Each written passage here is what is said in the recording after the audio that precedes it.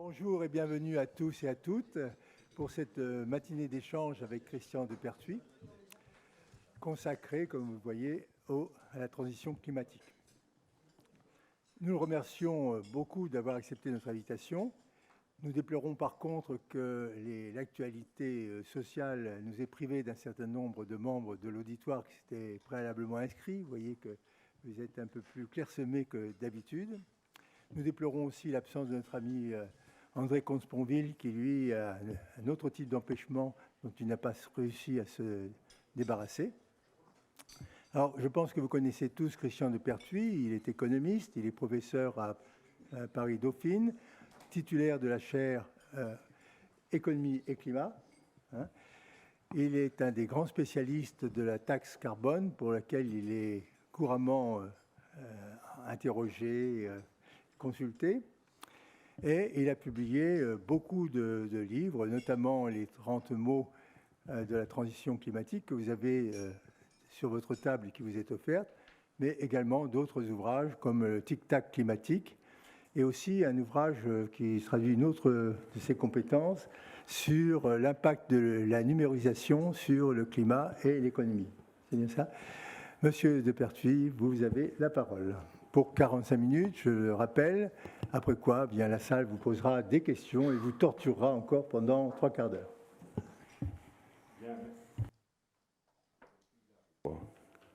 Merci beaucoup. Je suis extrêmement honoré par cette invitation de votre fondation qui fait vraiment partie des références en la matière.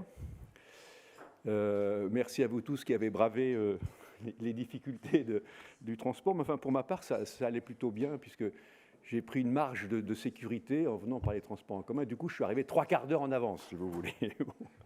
Donc, le dernier ouvrage que j'ai écrit s'appelle 30 mots pour comprendre et agir. J'ai fait un exercice que je trouve extrêmement intéressant sur le plan intellectuel, de s'arrêter sur les mots qu'on utilise à propos du climat. Et il y a un peu de catégories de mots, si vous voulez. Vous avez des mots très techniques que les climatologues utilisent et que, je crois, il est utile de s'arrêter un peu pour bien comprendre un peu les termes techniques qu'utilisent les climatologues, parce que si on n'écoute pas bien les climatologues, on n'a pas beaucoup de chance de répondre aux enjeux que nous avons devant nous. Et puis, il y a des mots beaucoup plus courants qui sont utilisés en permanence, urgence climatique, la justice climatique.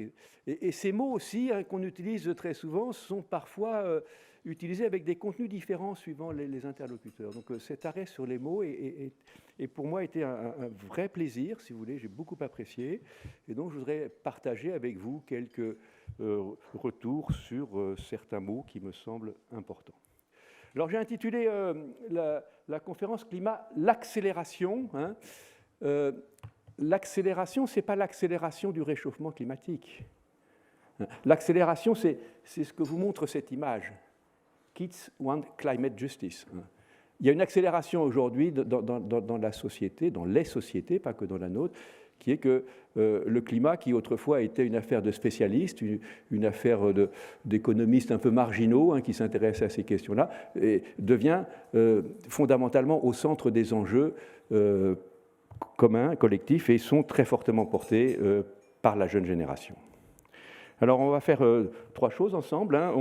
On va d'abord s'arrêter un instant sur le mot climat, et en rappelant rapidement ce que le dernier rapport du GIEC, le 6e rapport du GIEC, nous dit sur les climats d'aujourd'hui et les climats de demain. Et puis ensuite, on va regarder quelques mots qui concernent la transition énergétique. Ce terme est un peu trompeur, donc j'essaierai de vous montrer que la transition bas carbone que nous avons à faire devant nous est quelque chose d'absolument inédit. Et puis, évidemment, on regardera la deuxième grande jambe de la transition climatique, qui est la transition agroécologique. Climat d'aujourd'hui.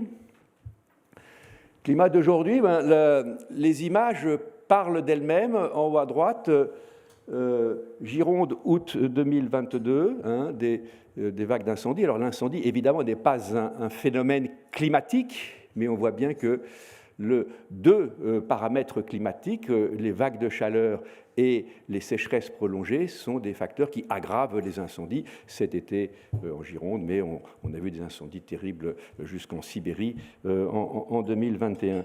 Deuxième type d'événement, la Floride. C'est le dernier cyclone, le cyclone Ian. Le réchauffement climatique n'a pas inventé les cyclones qui existaient bien avant.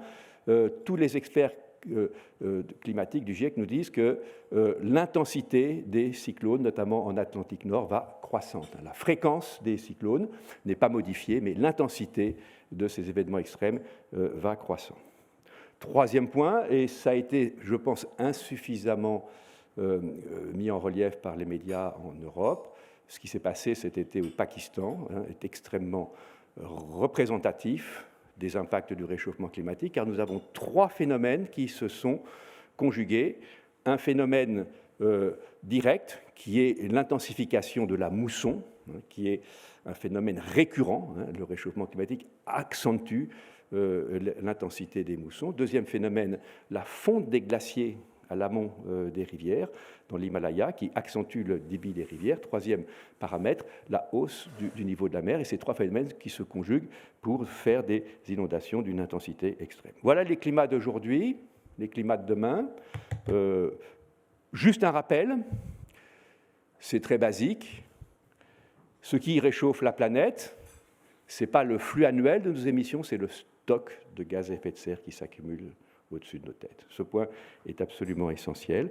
C'est un phénomène de stock et pas un phénomène de flux. On sait tous ici qu'agir sur un stock, c'est beaucoup plus compliqué que d'agir sur un flux, car un stock, c'est beaucoup plus inerte.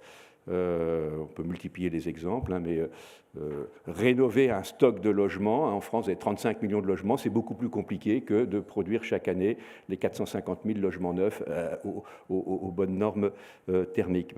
Pour le climat, c'est pareil. Cette inertie du stock fait que le GIEC nous explique dans son 6e rapport que, pour l'essentiel, le climat que nous allons connaître dans les 2 à 3 prochaines décennies est tributaire du stock qui est déjà au-dessus de nos têtes.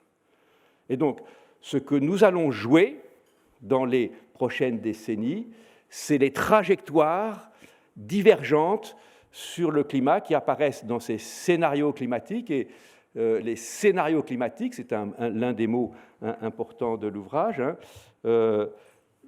Au cinéma, c'est le metteur en scène ou le réalisateur qui détermine l'issue finale du scénario. Et Hollywood nous a habitués à des retournements de situations dans les situations les plus catastrophiques. Là, sur les scénarios climatiques, ce n'est pas le scénariste qui détermine la fin de l'histoire, c'est évidemment la quantité de gaz à effet de serre qui sera au-dessus de nos têtes. Donc, on a 3 grandes familles de scénarios. En rouge, des scénarios d'ébauche d'émissions de CO2 durant les prochaines décennies qui ne permettent pas de voir le pic des émissions mondiales avant la toute fin du siècle. Et là, on part vers des réchauffements de l'ordre de 4 à 5 degrés, mais surtout, on est à la fin du siècle dans un climat qui n'a pas encore été stabilisé. Donc on sait que le phénomène se poursuivra.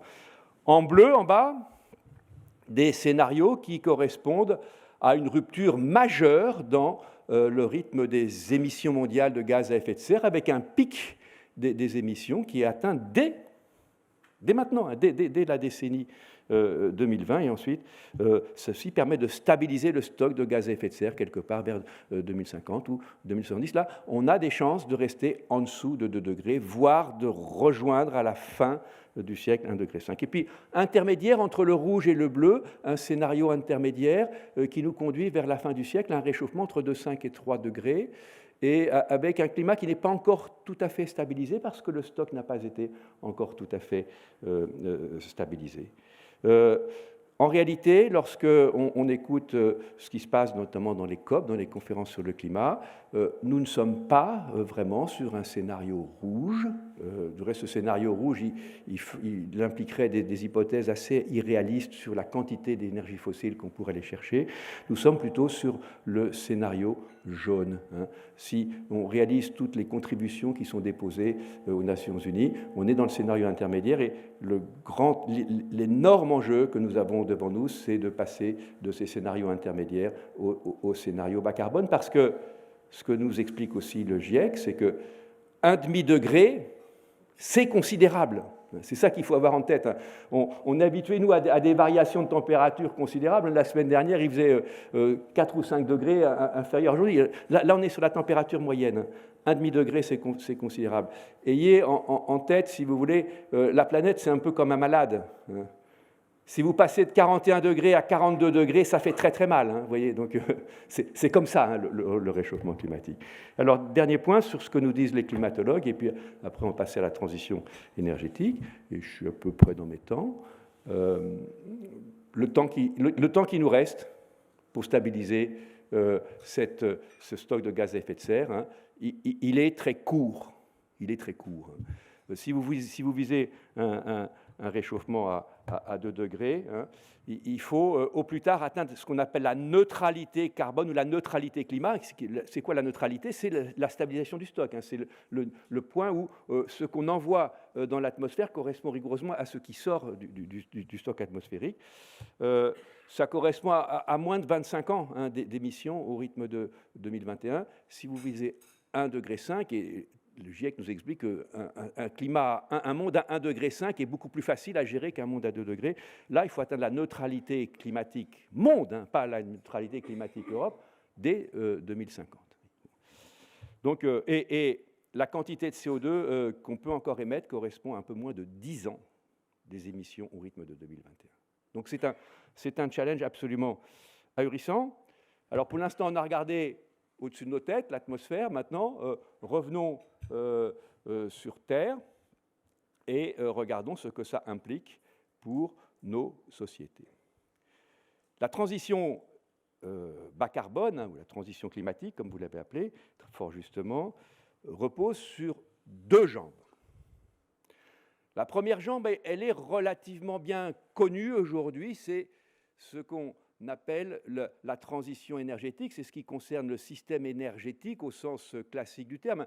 J'ai une toute petite réserve là-dessus parce que je pense qu'on verra que la deuxième composante, c'est aussi de l'énergie.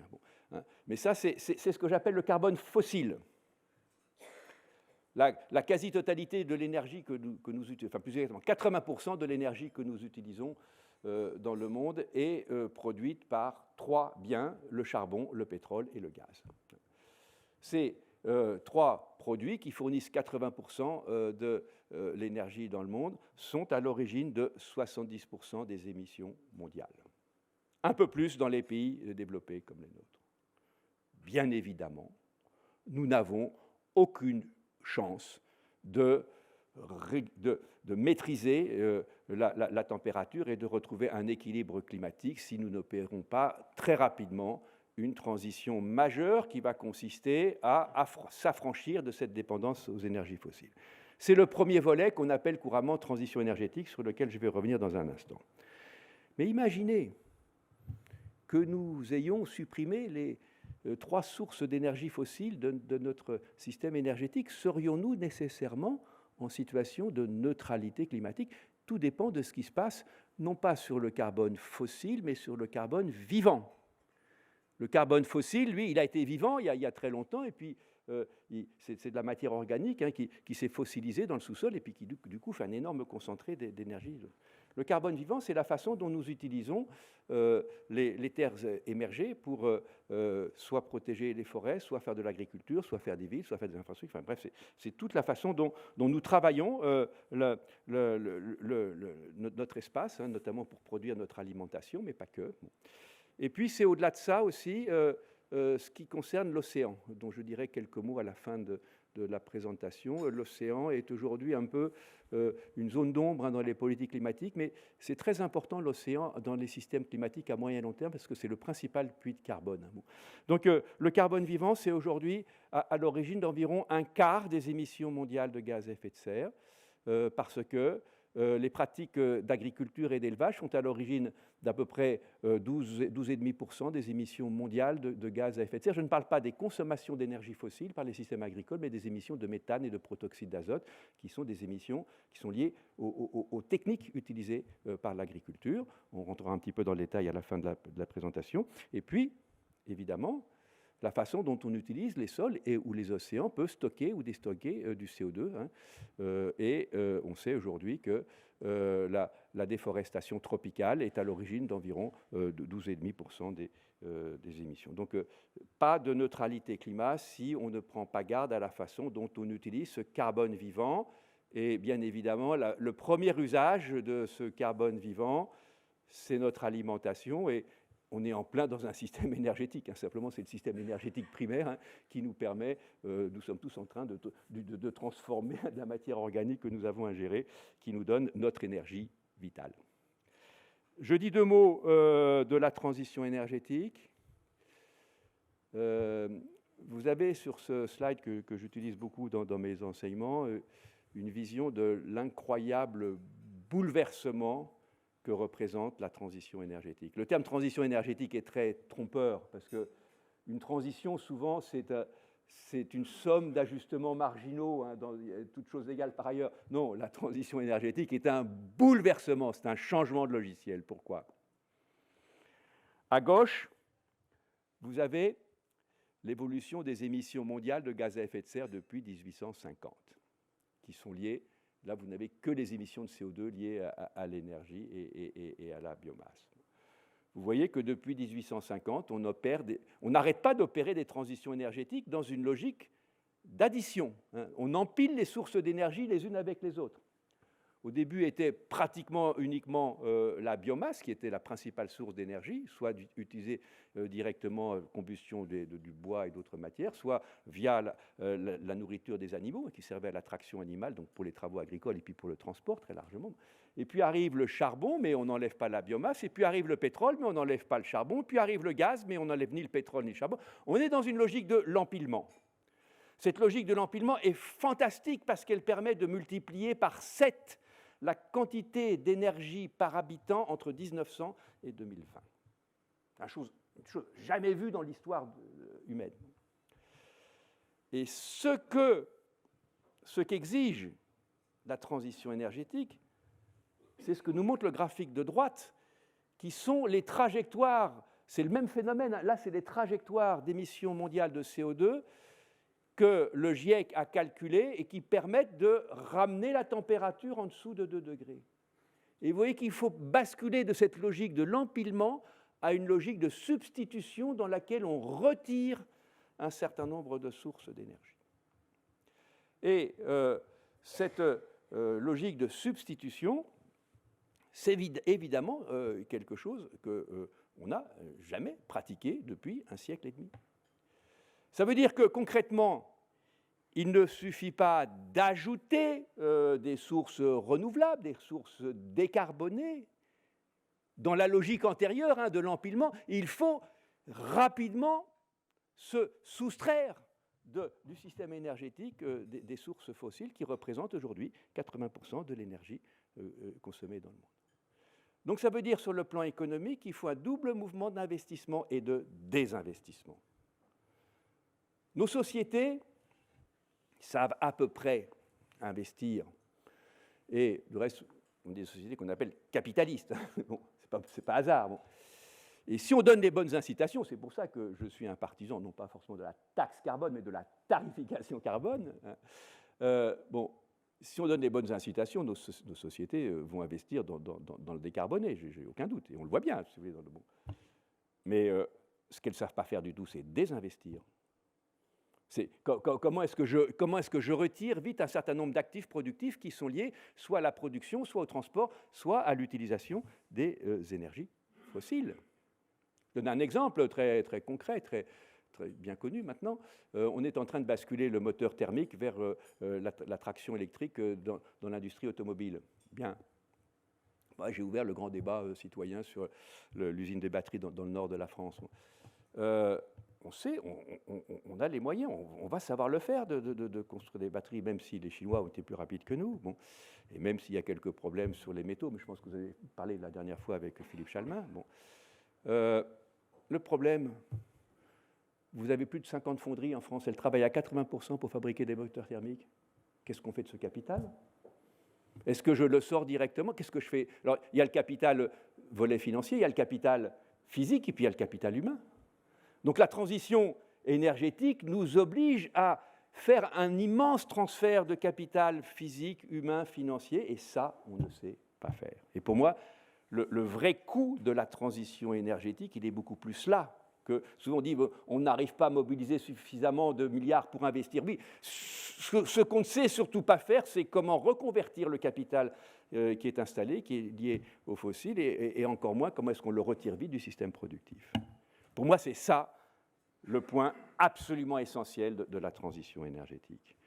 Alors, il y a une bonne nouvelle, c'est que dans la sphère de l'énergie, les coûts de production de techniques très anciennes, les briques primaires sur l'éolien, sur le photovoltaïque, sur la production d'électricité avec des piles à combustible par l'hydrogène, c'est connu dès la fin du XIXe siècle. Comme la génération électrique avec...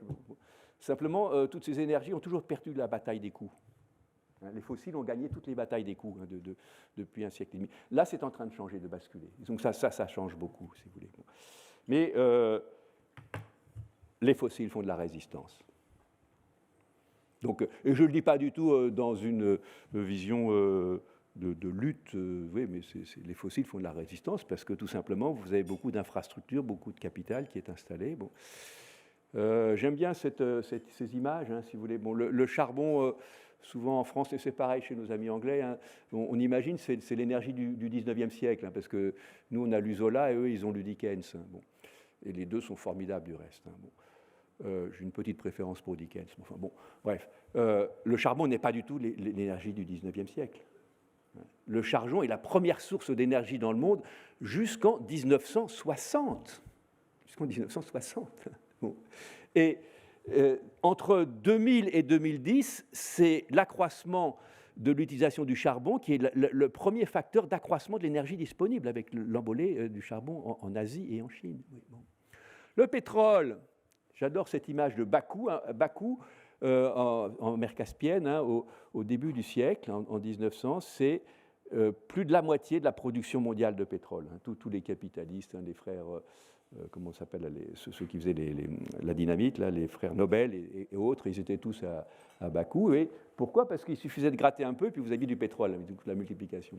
Aujourd'hui, on ne produit plus beaucoup de pétrole en Azerbaïdjan, on produit un peu de gaz, mais il faut aller sous la mer Caspienne, il faut faire des trous de plusieurs centaines de mètres pour aller le chercher. Oui. Mais on continue. Donc le pétrole reste une énergie extraordinairement abondante et sur lequel il va être difficile de trouver rapidement des substituts dans tout ce qui concerne la mobilité. Donc il va falloir voir comment est-ce qu'on peut gérer la mobilité. Et le gaz. Alors, l'affaire ukrainienne a accentué les choses, mais... il y a depuis 30 ans une redistribution des investissements vers le gaz. Vous voyez, là, vous avez la plus grosse plateforme gazière au monde qui est en train d'être transportée en 2018 vers la limite de la mer du Nord et de la mer des Brabants, de l'océan Arctique, au nord de la Norvège. Ça vaut 10 milliards de dollars. Vous croyez qu'on investit 10 milliards de dollars pour... l'arrêter dans 10 ans ou dans 20 ans? C'est ça la question. Qu'est-ce qu'on fait de ce genre de... Bon, bon, je n'épilogue pas, mais c'est...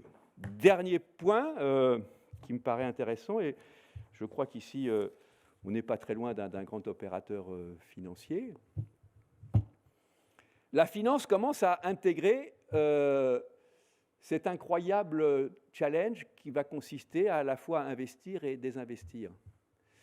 Et elle l'intègre, alors parce que bon, je vais être un tout petit peu cash, vous me pardonnerez, jusqu'à présent, la finance n'a pas beaucoup contribué au financement des transitions bas carbone. Elle a essentiellement fabriqué des labels qu'elle s'auto-attribuait, si vous voulez. Donc, ça a fabriqué des labels du Green Bonds, hein, du Climate Bonds. Et bon, moi, j'ai mis mon nez dans certains labels comme ça. Bon, c'est trop drôle, si vous voulez. Bon, là, c'est en train de changer. C'est en train de changer, et notamment, ce qui change beaucoup, je pense, c'est, les régulateurs, le discours de McCartney, hein, le gouverneur de la Banque d'Angleterre, qui arrive à l'Assemblée annuelle du Lloyds, hein, quand même, le temple, hein, de la gestion du risque, et qui dit, attendez, vous n'avez pas encore intégré le risque climatique. Et le risque climatique, c'est quoi? C'est que une partie des valeurs que vous avez dans vos portefeuilles d'actifs ou dans vos portefeuilles de crédit, elle est totalement surévaluée si vous intégrez la variable climatique. Hein, parce que physiquement, des infrastructures qu'on crée aujourd'hui sur 50 à 100 ans, ben, elles sont très vulnérables au réchauffement climatique, et puis parce que le risque de transition, il est considérable. Bon. D'où la crainte de ce qu'on appelle les actifs échoués. Les actifs échoués, c'est quoi? Hein? C'est des actifs qui arrivent, qu'il faut retirer, hein, de son portefeuille avant qu'ils n'arrivent à leur expiration. Alors, je crois que tout le problème de la finance, c'est qu'il y a différentes façons de s'échouer. Façon de s'échouer, bon, vous touchez un fond sableux, puis bon, vous attendez que la marée monte, vous allez vous retirer, le bateau va pouvoir continuer. Puis il y a des échouages un peu plus dramatiques, hein, comme celui de la Pérouse, hein, à la fin du XIXe siècle, hein, au large à la fin du XVIIIe siècle, pardon, hein, au large des îles Salomon. Là, c'est beaucoup moins grave. Donc je crois que la finance aujourd'hui, elle a compris ça, hein, elle est soumise du reste à des stress tests, c'est que s'il n'y a pas dans les portefeuilles d'actifs ou de crédit un transfert assez rapide, hein, des actifs carbonés vers les actifs non carbonés, ça risque de tourner à l'échouage type la Pérouse. Donc il vaut mieux éviter ce type d'échouage. Et c'est quoi éviter l'échouage type la Pérouse? Ça veut dire qu'il faut au plus vite reconvertir les actifs. Il ne suffit pas de s'en débarrasser. Hein. L'idée des actifs échoués, c'est un peu comme le jeu des mistigris. Hein. Il faut se débarrasser de l'actif suffisamment tôt. Le vrai enjeu pour la société, c'est effectivement de reconvertir. Voilà. Je vous ai dit à peu près, je crois, l'essentiel du message sur le volet énergétique. Si vous voulez compléter, bon, on pourra faire des échanges. Et puis, vous avez naturellement le petit bouquin, hein, qui est le Vatémécom, hein, de ces choses-là. Regardons un tout petit peu la seconde jambe, et je suis ravi de voir que dans l'assistance, il y a des gens qui ont des racines agricoles importantes. Il y en a même certains qui sont agriculteurs parmi nous. Et je suis très honoré de leur présence, hein, si vous voulez, parce que c'est très sympa. Regardons le volet carbone vivant. Alors, le volet carbone vivant, si vous voulez, je crois qu'avant toute chose, il faut se dire que alors on va commencer par le volet agricole. En deux mots, pour préciser un peu les choses. Je parle de tout ce qui est émergé. Après, je dirai deux mots de l'océan à la fin. Sur ce qui est émergé, l'agriculture est vraiment le maillon majeur, essentiel de la transition sur le carbone vivant. Parce que, les pratiques agricoles sont à l'origine des plus grandes émissions de méthane et de protoxyde d'azote. On pourra les rentrer plus dans le détail, sur l'élevage des ruminants et la riziculture d'un côté, sur la fertilisation des sols de l'autre. Fertilisation, du reste, qui peut être d'origine organique ou d'origine chimique. Hein. Ce n'est pas le bio, hein, qui va tous nous sauver, ne croyez pas ça. Bon. Ça, c'est le premier point. On n'arrivera pas à la neutralité carbone si on ne réduit pas ces émissions de méthane et de protoxyde d'azote. C'est bon. 2, l'extension des terres pour les usages agricoles et d'élevage a été, est et restera, tant que le phénomène ne sera pas terminé, la première source de la déforestation. Dans le passé, alors ça a commencé, les historiens français nous décrivent, hein, la lutte du paysan français contre la forêt dès le XIe siècle. Hein. Le dernier grand front de déforestation sur les forêts tempérées, c'est l'Amérique du Nord, la conquête de l'Ouest. Jusqu'en 1950, de très loin, la première source de déforestation dans le monde, c'est les États-Unis et le Canada. Parce que les grandes plaines céréalières, ce n'était pas du tout comme ça il y a un siècle. Et depuis 1950, les grands fronts de déforestation sont bien connus, c'est l'Amazonie, le bassin du Congo et l'arc Asie-Pacifique. On n'arrêtera pas la déforestation au bassin du Congo, en Amazonie, en mettant des gardes forestiers ou en édictant des réglementations. On n'y parviendra que si on change les pratiques agricoles sur les fronts de déforestation. Et donc vous voyez que alors, il y a aussi d'autres facteurs, hein, c'est plurifactoriel la déforestation, mais vous voyez qu'on n'arrivera pas à contrôler la déforestation si on n'agit pas sur la cause la plus importante qui est la réorganisation des pratiques agricoles. Donc les pratiques agricoles vont conditionner à la fois les émissions qui sont directement liées aux techniques agricoles et les émissions qui sont liées à la déforestation. Voilà. Alors, ce qu'il faut voir en premier lieu quand on réfléchit à agriculture et changement climatique, c'est que probablement l'agriculture est le secteur le plus impacté par le réchauffement climatique et toutes ces variables, hein, parce qu'il n'y a pas que la température et la distribution de la température, il y a des précipitations, il y a les vents, il y a donc l'agriculture. Et donc la première question, c'est la question de la résilience des systèmes agricoles par rapport aux impacts du réchauffement climatique. Et on voit bien que cette résilience, elle est à la fois à réfléchir en fonction des moyennes climatiques et en fonction de la variabilité du climat. En gros, sans rentrer dans les détails, les systèmes de monoactivité, de monoculture, de spécialisation sont probablement assez peu résilients et moins résilients que les systèmes beaucoup plus diversifiés, beaucoup plus... Et je ne parle pas intensif, extensif, hein, souvent, non, je parle spécialisé, diversifié. Spécialisé, diversifié en fonction du nombre d'activités que vous allez faire sur une exploitation, mais aussi diversifié au sens de le type de sélection des semences et du matériel vivant qu'on va mettre dans la balance. En bas à gauche, là, vous avez une image de céréaliculture telle qu'on la pratique en monoculture. Bon, juste un exemple. Au Canada, l'année dernière, pratiquement 50 degrés au bas des Rocheuses. Récolte de blé, moins 40%. La perte de la récolte de blé du Canada en 2021, c'est 1 an d'exportation de grains, blé, maïs, orge confondus de l'Ukraine. Donc vous voyez que on a beaucoup parlé, et on en parle encore, et il faut en parler, du problème ukrainien et du marché international des céréales, mais un choc climatique au Canada, ça a un impact aussi important. Bon, donc, et ça ira, on sait que ça ira croissant pendant encore au moins 2 décennies, voire 3 décennies. Bon. Donc la priorité sur la mise en route des systèmes agricoles, je pense, c'est de réfléchir à comment est-ce qu'on peut construire des systèmes agricoles qui sont plus résilients. Et on va voir que les systèmes agricoles qui sont plus résilients, ce qu'on appelle l'adaptation au réchauffement climatique, sont généralement aussi ceux qui permettent de réduire les émissions de méthane ou de protoxyde d'azote qui sont associées. Je ne rentre pas dans les détails, mais il y a ce que je disais tout à l'heure.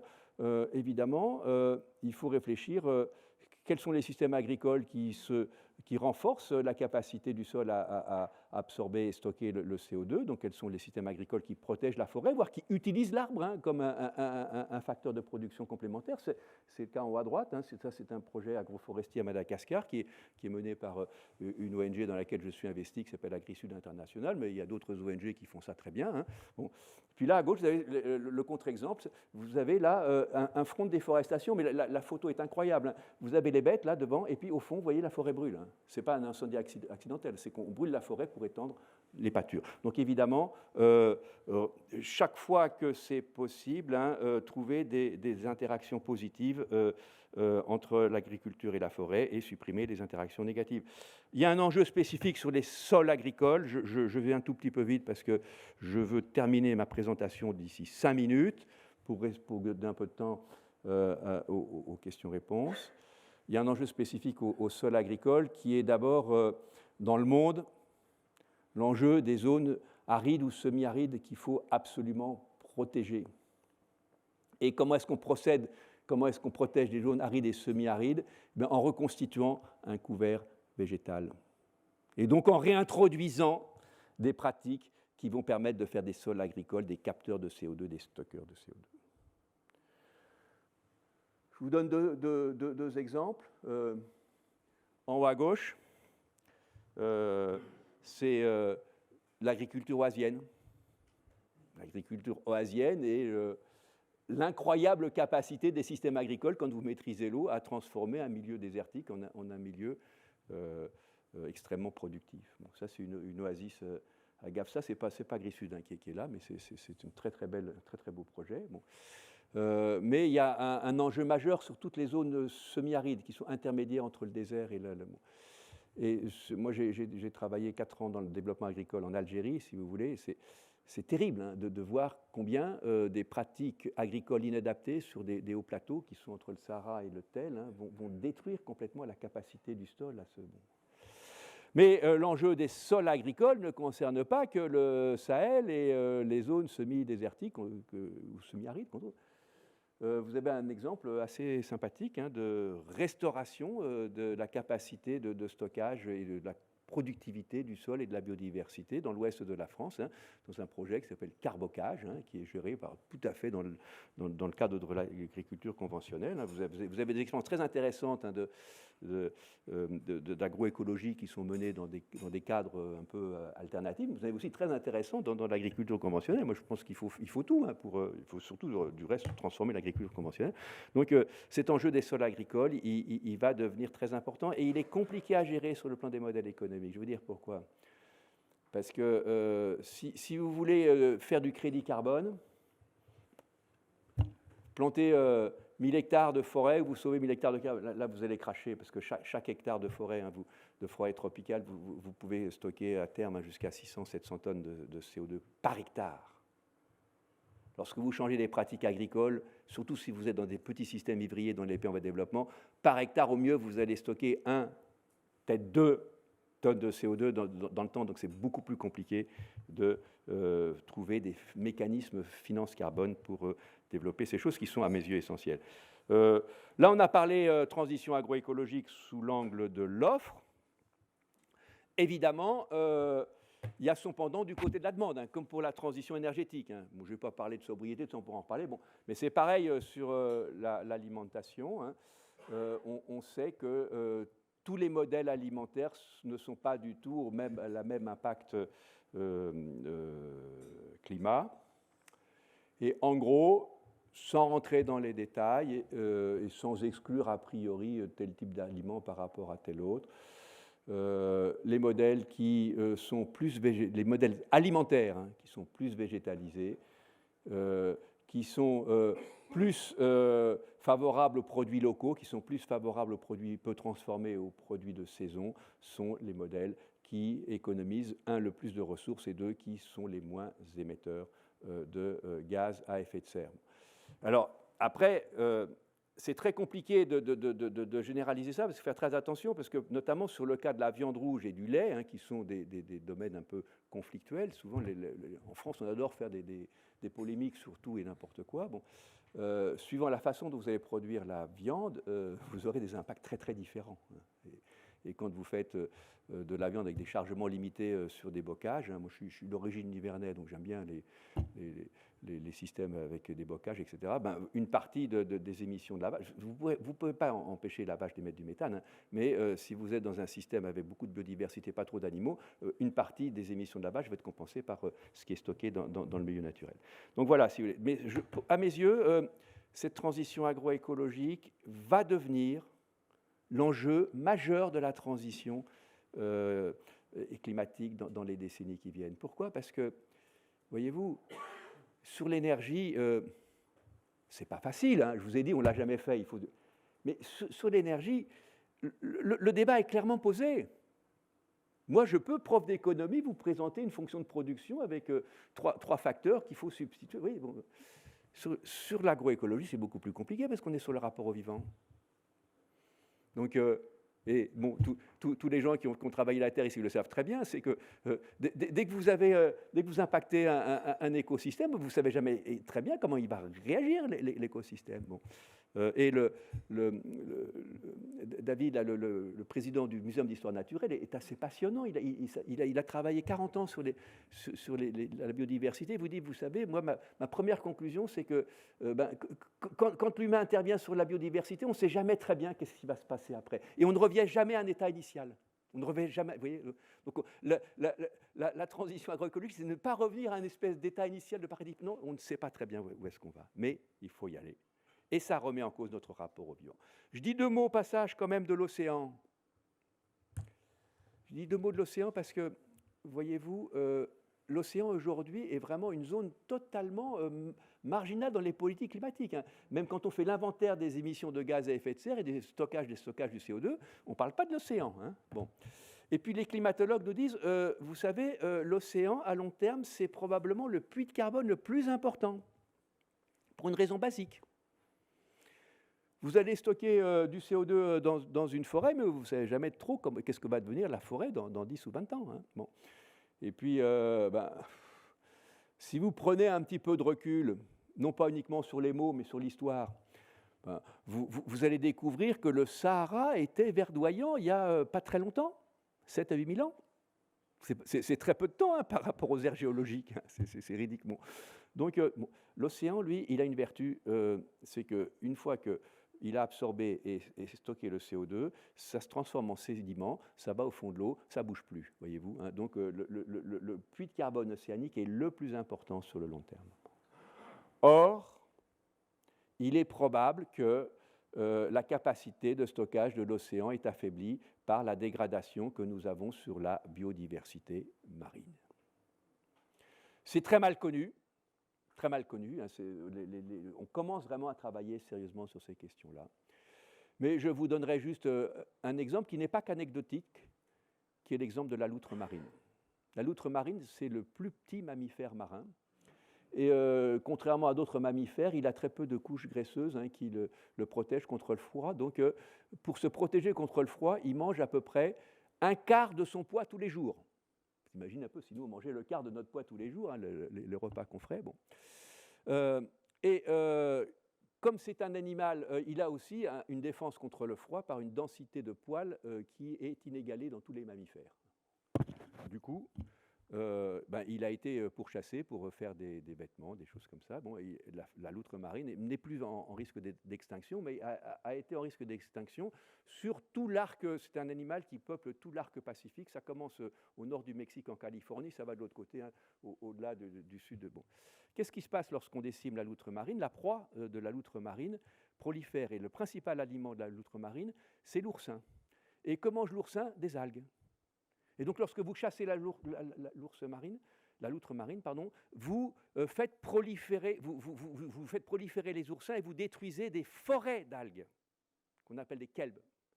Et ces forêts qui disparaissent, ça a exactement le même impact sur le climat que lorsque vous déforestez en Amazonie ou dans le bassin du Congo. Simplement, c'est sous l'eau, donc vous ne le voyez pas. Mais c'est pareil, c'est la photosynthèse, hein, c'est simplement la photosynthèse. Bon. Alors, vous allez me dire, c'est un peu anecdotique. Ben, pas tellement. Parce que dans la province à l'ouest du Canada, qui est celle de Vancouver, j'oublie tout le temps le nom de cette province, c'est là, bon, vous retrouverez sur le bouquin, hein, on a réintroduit avec un certain succès la loutre marine, et on estime aujourd'hui que 15% des émissions de la province liées à l'usage des énergies fossiles est absorbée et stockée grâce à la réintroduction de la loutre marine qui fait repousser les algues. Donc vous voyez que ce qui se passe sous l'eau est important. Dernier point. Avant de se... Oui, j'arrête tout de suite. Abondance, rareté. Abondance, rareté. Bon. Moi, j'ai appris une économie et j'ai enseigné une économie dans laquelle l'abondance était l'objectif ultime hein, de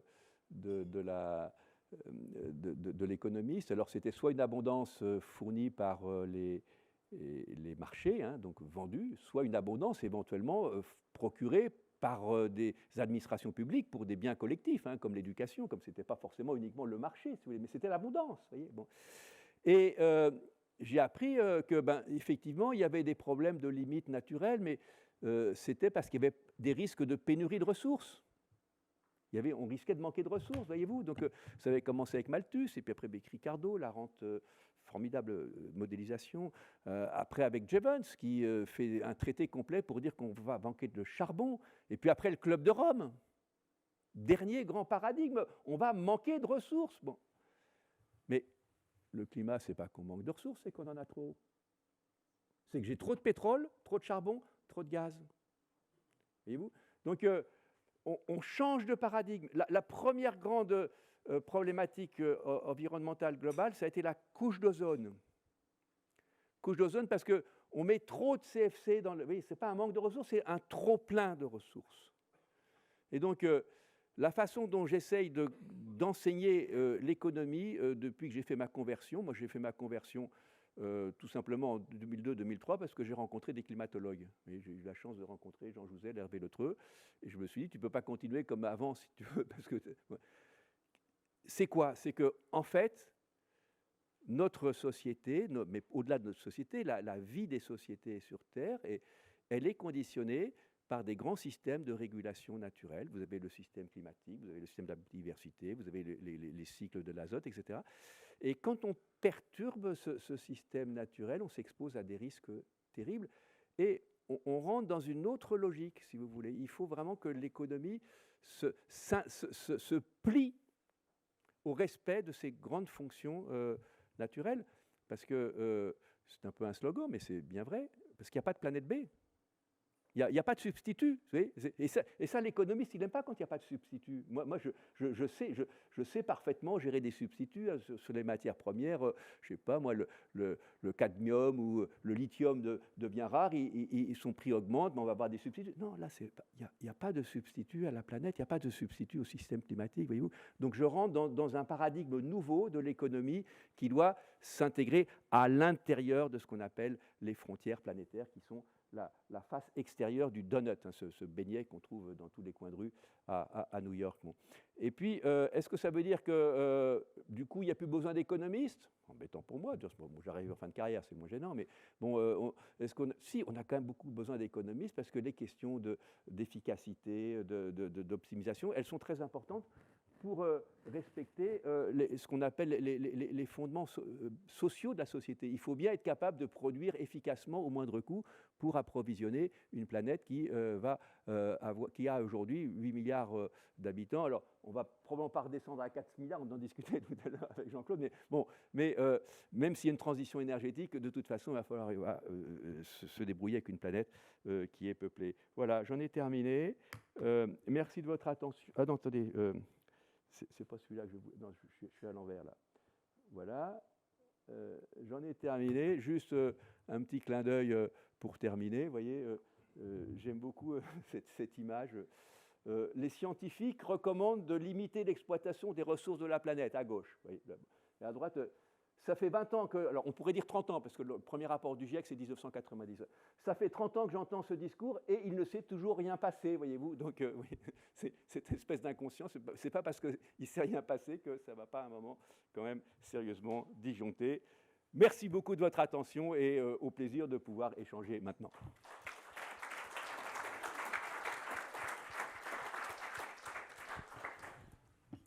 Merci, M. Pertuis. Je vous rappelle la règle du jeu. Vous levez la main, on vous passe un micro et vous vous annoncez parce que votre question sera reprise avec votre nom dans le compte-rendu de cette séance, comme vous le savez. Voilà, qui commence là-bas? Alors, les questions sont brèves, hein, sinon ce ne sont plus des questions. Et les réponses aussi, j'imagine. Didier Martin, avocat.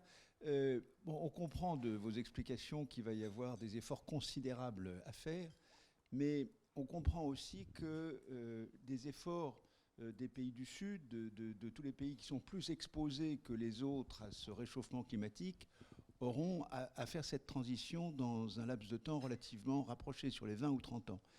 Et comme il y a aujourd'hui des tensions entre différents pays qui conduisent plutôt à privilégier le court terme que le long terme, est-ce qu'il n'y a pas une source de très grande inquiétude sur ce plan-là? En d'autres termes, les pays développés peuvent certainement faire des efforts, réallouer le capital.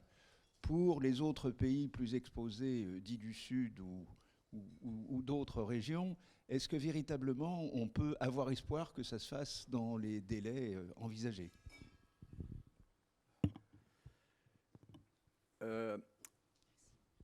Cette question est très passionnante et je vais essayer d'y répondre en moins de 5 minutes, mais elle mérite une réponse plus longue. Moi, je distingue un peu différents cas de figure.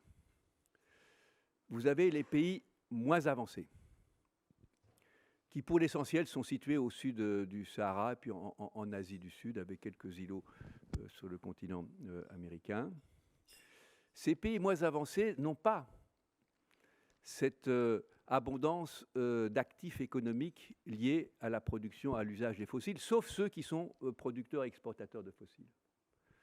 Donc pour eux, notamment la transition énergétique, mais c'est également vrai de la transition agroécologique, est essentiellement un investissement et très peu de désinvestissement. Donc je pense que la question clé sur ces pays-là, c'est: y a-t-il un chemin de développement qui va partiellement ou totalement sauter l'étape des énergies fossiles? Bon. Alors peut-être vous allez me dire, il rêve le gars. Non, je ne rêve pas. Je regarde l'évolution de l'accès à l'électricité dans les pays d'Afrique au sud du Sahara, qui a été assez bien analysé par une agence des Nations Unies.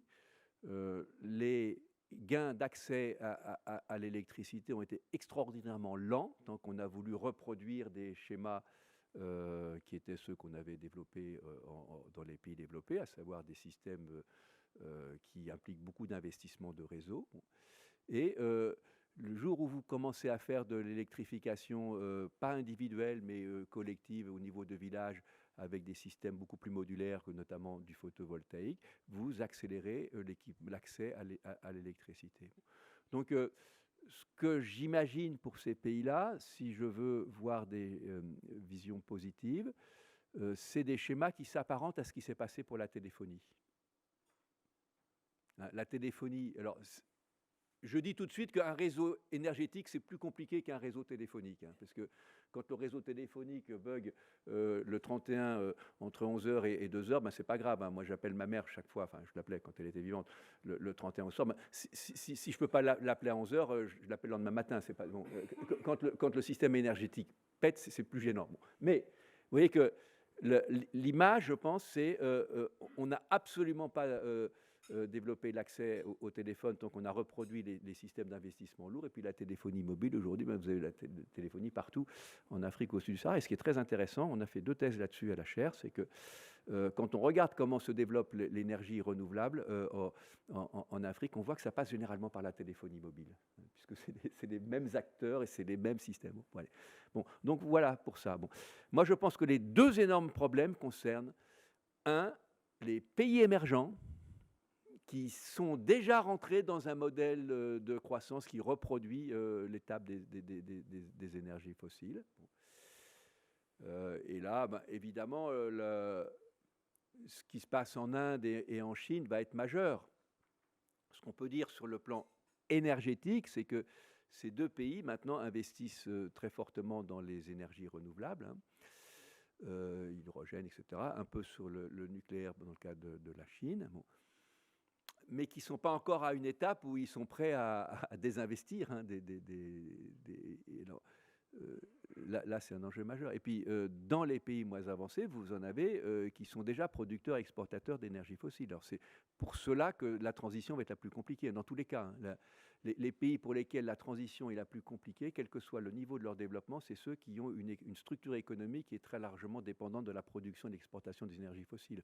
Donc, si par exemple vous comparez... Alors, à l'intérieur des pays développés, je ne rentre pas dans le détail, mais si vous comparez ce qui est fait, les politiques qui sont conduites par exemple au Canada et en Australie, et puis celles qui sont en Europe, ben, vous comprenez tout de suite que le fait d'être sur un tas de charbon ou un tas d'hydrocarbures, ça complique singulièrement l'action, parce que ça veut dire renoncer à émettre, à exploiter immédiatement des ressources.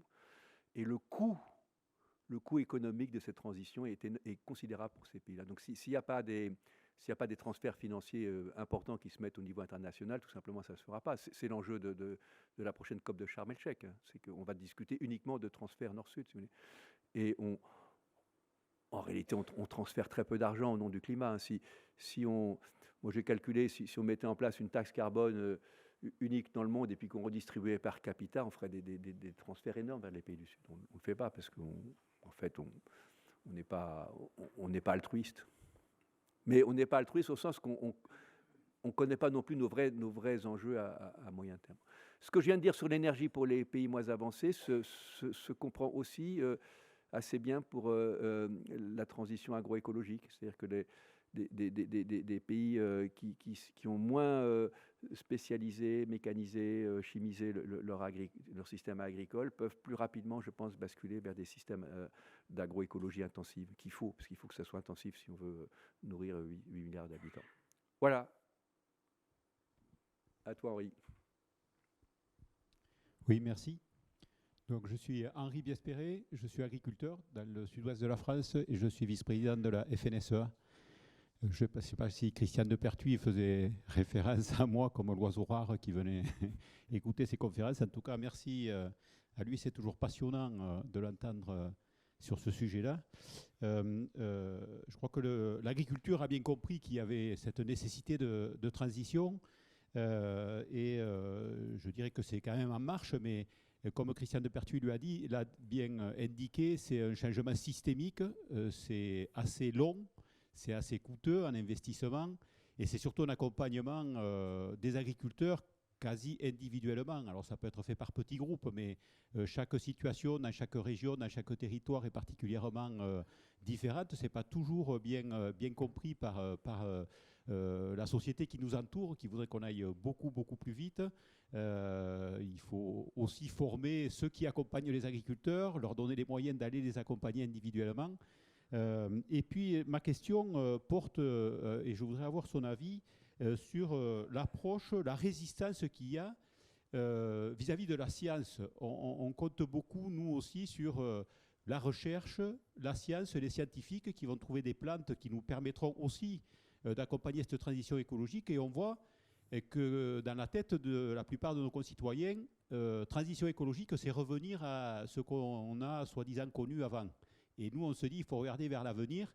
Et donc cette résistance vis-à-vis des nouvelles technologies qui pourraient nous amener des plantes améliorantes, est-ce que ça ne risque pas non plus de freiner ou d'handicaper l'agriculture dans notre pays?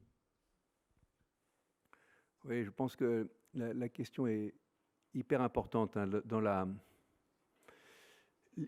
l'image qu'on a de la transition agroécologique quand on ne connaît pas l'agriculture et qu'on habite, par exemple, dans le 5e arrondissement à Paris, si vous voulez, c'est que, en gros, il faut basculer d'un système d'agriculture intensive vers de l'agriculture extensive, hein, et revenir à des pratiques qu'il y avait autrefois. Bon, c'est complètement aberrant parce que si on vient à des...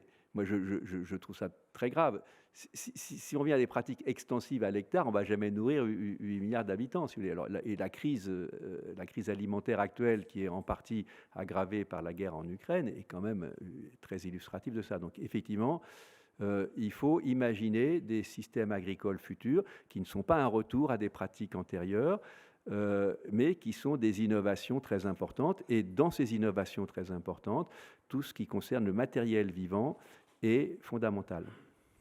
Que ce soit en production végétale, en production animale, le type de matériel vivant que vous utilisez est très important. Donc moi je pense que la recherche a un rôle très important à jouer. Et je pense que les programmes de l'INRA ont quand même beaucoup évolué ces 10 dernières années et intègrent de mieux en mieux ce phénomène-là. Bon. Dans ces recherches-là, vous avez une question un peu compliquée qui est sur les OGM. Est-ce qu'il faut, jusqu'où il faut pousser la recherche sur les OGM ou pas? Bon, moi, ce que je trouve, c'est qu'il faudrait avoir des systèmes d'organisation et de suivi qui reposent vraiment sur les diagnostics des scientifiques et pas sur des opinions politiques des uns ou des autres, si vous voulez. C'est un peu ça le point important. Par ailleurs, je pense qu'il ne faut pas surestimer les capacités. Alors, en plus, une certaine forme de captation des OGM par de grandes entreprises semencières qui ensuite prennent tous les bénéfices pour eux n'est pas d'une grande utilité pour nourrir la planète. Parfois, ça peut être très contre-productif. Donc, c'est un enjeu un peu compliqué. Oui. Ce que je trouve déplorable, c'est qu'on a bloqué une partie de la recherche, de la recherche appliquée en France, hein, pour des raisons purement politiques. Ça, je trouve ça un peu dommage. Voilà. Bon. Je dis un mot quand même sur un point qui me paraît important et complexe à anticiper pour le monde agricole. c'est les technologies nouvelles de culture sur cellules souches. C'est que aujourd'hui, lorsque vous êtes, c'est pas encore en Europe, ni même, je crois, aux États-Unis, mais à Singapour, hein, vous pouvez manger des faux poulets. Vous allez au restaurant, vous croyez que c'est une fausse cuisse de poulet qu'on vous donne, un faux nugget, si vous voulez. Oui, moi, je ne mange en général pas ce genre de truc, mais bon, ça a été fabriqué avec des cellules souches, hein, qui sont. Ça consomme pas mal d'énergie encore, mais c'est des substituts à la. Donc, il va y avoir aussi des concurrences entre certaines formes de production d'aliments par des nouvelles technologies, donc c'est compliqué. Et à mes yeux, ce qui est le plus difficile à imaginer dans le futur sur les systèmes agricoles de demain, c'est le type de lien qu'il y aura entre les produits animaux et les produits végétaux. Vous savez, toutes les transitions agricoles du passé, ça a été toujours évidemment un changement de l'homme par rapport à la terre, hein, si vous voulez, mais aussi un changement du rôle de l'animal. Vous voyez, on a sédentarisé l'agriculture il y a très longtemps parce qu'on a fait la traction animale. Ensuite, on a fait la révolution agricole au XVIIIe et XIXe siècle en Europe. C'est la résorption des jachères. Vous voyez, donc c'est le rôle de l'animal qui et donc je pense que ce rôle de l'animal dans les systèmes agricoles et les systèmes alimentaires de demain est absolument clé. Et beaucoup de gens disent il faudrait plus du tout d'animaux, mais en même temps il faudrait que des engrais organiques. Alors, je ne vois pas comment est-ce qu'il. Oui, c'est plein de pièges, l'agriculture. C'est pour ça qu'on a besoin d'agriculteurs avec nous. Oui. Oui, merci. Jérôme Koumba, je suis directeur de GES Environnement, qui est un cabinet de conseil, mais je suis aussi enseignant à l'université Paris-7. Les questions d'environnement, développement durable et tout cela. Alors, je voulais juste avoir votre avis sur une chose qui m'inquiète depuis la COP 21. Vous savez que quand on a fini la COP 21, l'accord n'était pas un accord contraignant. Bien, on a parlé tout à l'heure des pays les moins avancés pour lesquels il faut peut-être qu'il y ait une sorte de transition sur les techniques culturelles, donc agricoles. Tout cela dépend souvent des transferts de financement, d'argent. Donc, bien. Alors, lorsque les accords ou un accord n'est pas contraignant, celui qui est censé pouvoir apporter de l'aide peut se dire j'ai pas envie de donner, et derrière ça, il peut même se dire que je risque rien si je donne pas. Alors, que pensez-vous du fait que les accords au niveau des COP ne sont pas contraignants? Voilà. Je dirais, je nuancerai un tout petit peu sur le fait que les COP ne sont pas du tout contraignantes. Il y a une forme de contrainte dans la COP. La contrainte, c'est que chaque pays qui a adopté et ratifié l'accord de Paris est contraint de déposer ses contributions nationales déterminées auprès des Nations Unies. Je rappelle que la contribution nationale déterminée pour l'Union européenne est de réduire les émissions de gaz à effet de serre de 55% à l'horizon 2030 par rapport à 1990, et que cet engagement était extraordinairement ambitieux, puisqu'il a été déposé aux Nations Unies en décembre 2020, et que, par parenthèse, la stratégie nationale bas carbone que nous avons en France est encore construite sur un objectif de moins 40%. Donc, il va falloir faire un sacré boulot d'ici l'été prochain pour remettre dans la loi française un objectif en cohérence avec nos engagements. Si vous voulez.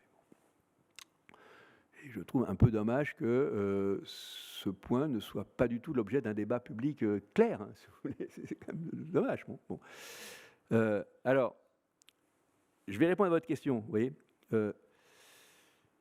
une fois que les moins 55% seront dans la loi française, ils seront contraignants.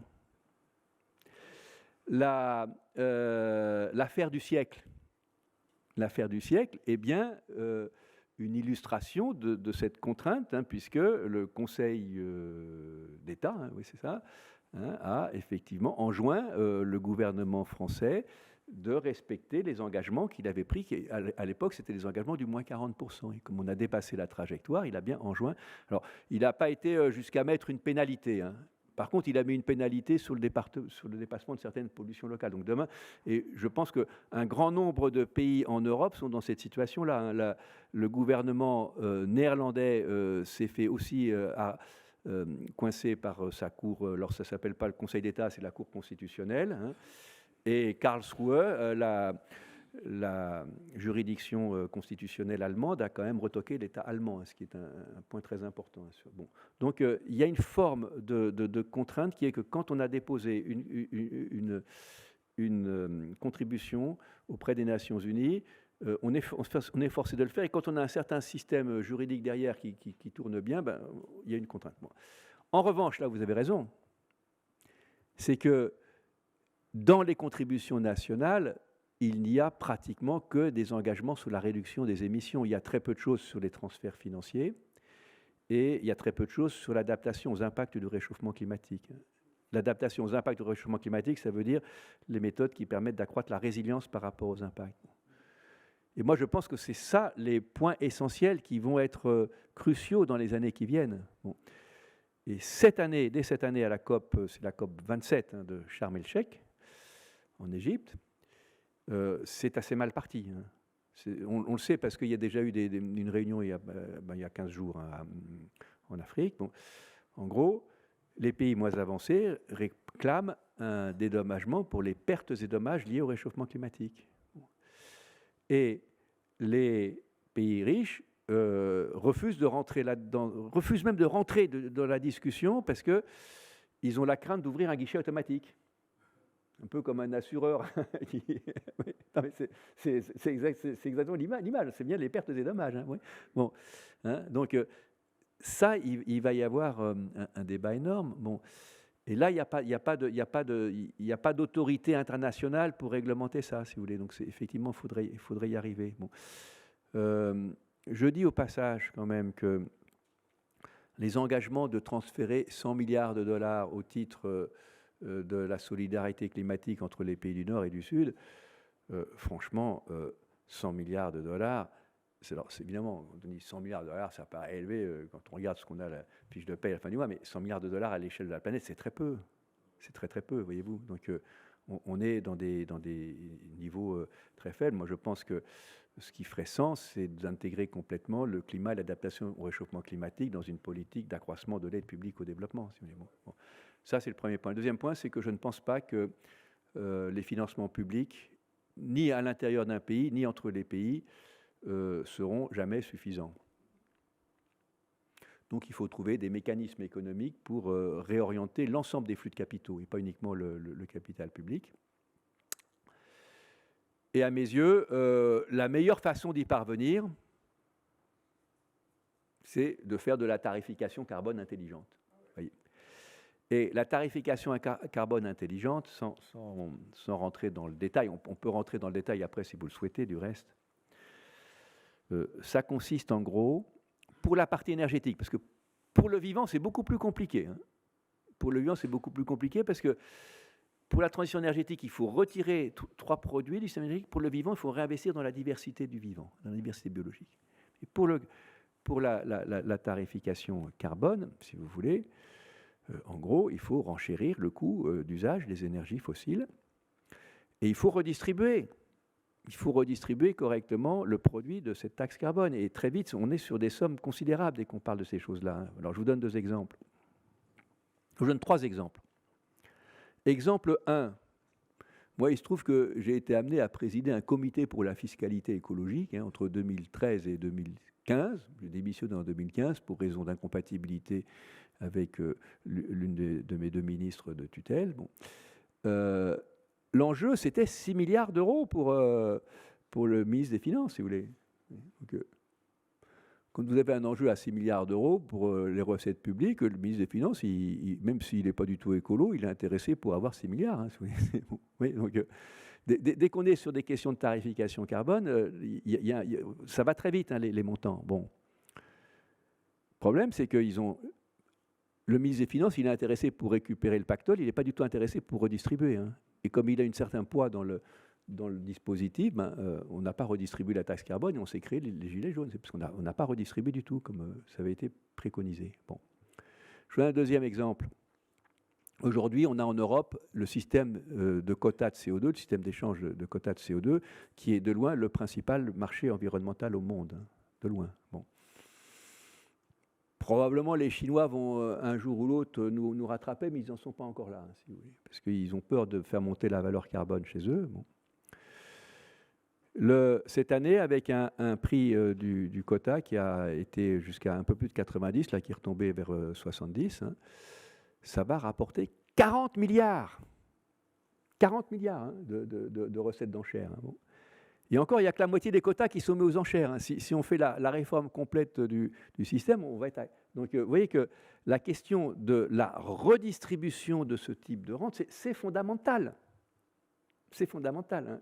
C'est un problème d'économie publique. Vous voyez, c'est que les économistes du climat ont écrit des kilomètres de littérature sur le bon prix du carbone, etc. Bon, moi, je peux vous dire... Hein, quand vous essayez de mettre en place une tarification carbone, ce n'est pas le bon prix du carbone, que vous cherchez les conditions d'acceptabilité sociale pour la société. C'est ça le vrai truc. Et le prix carbone que vous arriverez à mettre, c'est celui qui est socialement acceptable. Voyez. Et ce qui est vrai à l'échelon d'un pays est encore plus vrai à l'échelon international. Bon. Moi, au moment des accords de Paris en 2015, avec... Jean Tirole, qui n'avait pas encore le prix Nobel d'économie qu'il a eu depuis, hein, on a fait une démarche conjointe hein, demandant un prix mondial du CO2. Bon, inutile de vous dire qu'on n'a pas été tellement entendu et que les négociateurs français nous ont dit, écoutez, c'est déjà assez compliqué comme ça à faire un accord, si en plus il faut un prix mondial du CO2, on ne va jamais y arriver. Bon. Mais bon, on a fait quelques petites simulations macro avec Jean, et puis maintenant Christian Gaulier, hein, qui est le patron de la Toulouse School of Economics, bon, c'est assez simple. C'est le même problème. Si vous mettez en place soit un système de quotas, soit un système de taxe mondiale du carbone et que vous redistribuez per capita, vous faites beaucoup plus que 100 milliards de transferts vers les pays moins avancés. Hein. Bon. Donc, vous voyez que la question de l'accélération de la transition climatique via la tarification carbone, pour le volet énergétique, elle est claire, elle est simple. On n'ose pas le faire. On n'ose pas le faire parce qu'on n'ose pas se lancer dans des variables économiques qui redistribueraient aussi fortement la richesse. Et je pense que c'est la raison pour laquelle on a tant de mal. Et il ne faut pas se leurrer, l'argent public ne sera pas suffisant. La grande faiblesse du plan Biden aux États-Unis, vous avez entendu parler hein, du plan Biden sur le climat avec ces trois lois. Bon, Biden, il n'a pas osé mettre en place une tarification carbone aux États-Unis. Donc, la mise en route de la loi climat sur son troisième volet aux États-Unis, c'est subordonné au fait qu'il va effectivement récupérer je ne sais pas combien de milliards dans la réforme de la santé parce qu'il a mis une contrainte sur le système de santé. Bon, mais il va falloir qu'il y arrive, hein, c'est pas du tout... Bon, oui, bon. Donc voilà. Je dis deux mots quand même sur les leviers économiques d'accélération de la transition agroécologique. À mes yeux, ce n'est pas les mêmes outils. Et j'ai été tout à fait clair dès le début. Je me souviens au moment de la transition du comité fiscalité écologique. Moi, à l'époque, c'était Christian Lambert qui s'occupait du dossier. Bon, je lui ai dit, il faut que les agriculteurs payent le CO2 quand ils utilisent de l'énergie fossile, comme tous les acteurs, si vous voulez. Il n'y a pas de raison qu'ils ne payent pas. Bon. Mais quand on va être sur l'investissement dans la diversité du vivant, non, c'est plus la même logique. Il faut trouver des instruments économiques qui favorisent justement cette transition et qui sont beaucoup plus complexes. Parce que justement, on est sur du vivant. Donc il faut trouver, en gros, des valeurs qui vont valoriser la biodiversité, la résilience au réchauffement climatique, des choses comme ça. Et c'est plus compliqué que sur le CO2. Voilà. Là, vous avez eu le droit à votre petit cours d'économie. Je suis désolé, hein, mais on ne se change pas. Hein. Bonjour. Merci. J'ai le micro, donc j'en profite. Hein. Allez-y. Oui. Bonjour, mon nom est Simona Harry. Je suis productrice et je vous invite à voir le jour du démarrage de la COP de Sharm el-Sheikh, la COP 27, donc le dimanche 6 novembre, un film que je viens de produire qui s'appelle La bataille du climat, qui raconte 50 années de COP, avec bien sûr pas mal de déni et de déception, aussi quelques espoirs, quelques surprises, comme de constater que Margaret Thatcher a été décisive pour la création du GIEC, parce qu'elle, en tant que chimiste, trouvait que les faits méritaient d'être mieux connus et par une autorité indépendante des Nations Unies, ce que j'ai trouvé assez surprenant.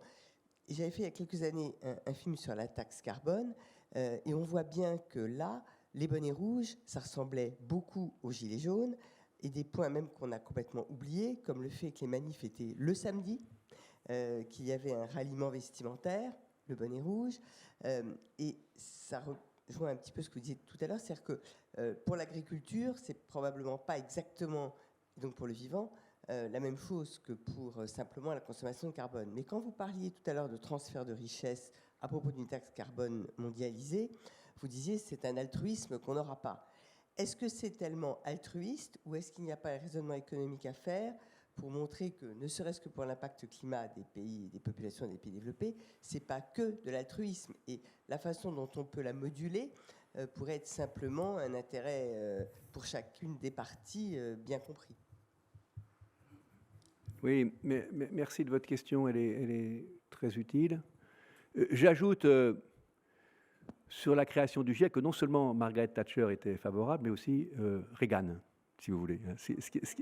Ce qui était assez drôle, si vous voulez, parce que c'était en 87, hein, c'est ça, hein, dans le cas des Nations Unies, vous aviez quand même Donald Reagan et Margaret Thatcher qui étaient favorables à la création du GIEC parce qu'en fait, ils pensaient que le GIEC allait un peu contrebalancer Greenpeace, vous voyez.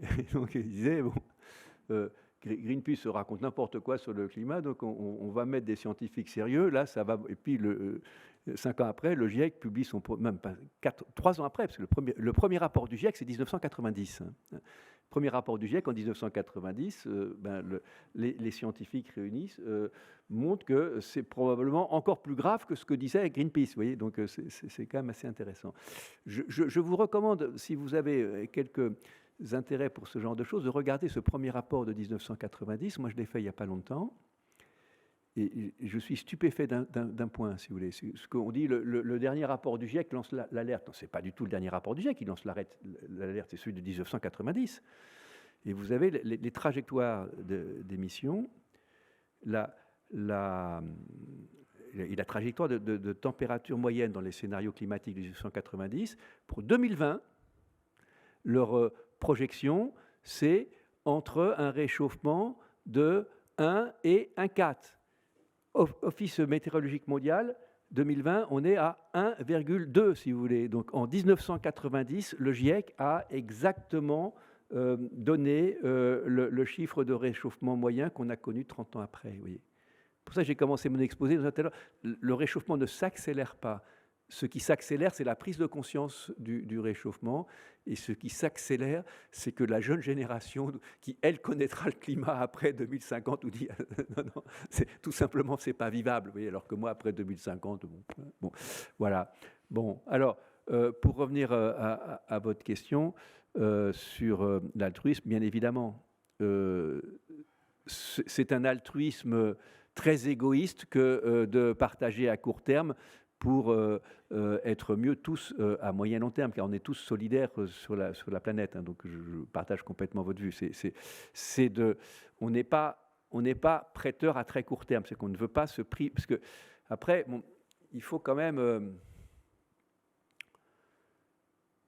dire la vérité. Si on veut faire des transferts à la bonne échelle, ça veut dire que quelque part, il faut se priver à court terme d'une certaine forme d'abondance. Je pense que c'est ça qu'on ne sait pas faire. Et c'est ça le problème de la sobriété. Parce que moi, je trouve, bon, la sobriété pour passer l'hiver, ça ne m'intéresse pas du tout. Enfin, si ça m'intéresse, mais la vraie question sur la sobriété, c'est est-ce qu'on peut construire des modèles économiques sobres qui sont sur 20 ou 30 ans ? Et ça veut dire qu'à court terme, il faut se passer d'une certaine forme d'abondance. Alors, c'est plus facile quand on a beaucoup d'abondance. Mais oui, mais c'est quand même ça qui est difficile à opérer. Bonjour, merci beaucoup pour cet exposé. Anne-Françoise Berton, j'accompagne l'innovation dans la filière santé. Une question sur les ressources humaines. Vous avez parlé en début de propos de la nécessité de transformer certains métiers justement qui sont autour du fossile ou de la batterie thermique pour pouvoir justement migrer vers une filière plus verte. Est-ce que justement l'incitation à agir ne passe pas par la création de métiers attractifs, à la fois pour les jeunes et pour ceux qui vont devoir se reconvertir?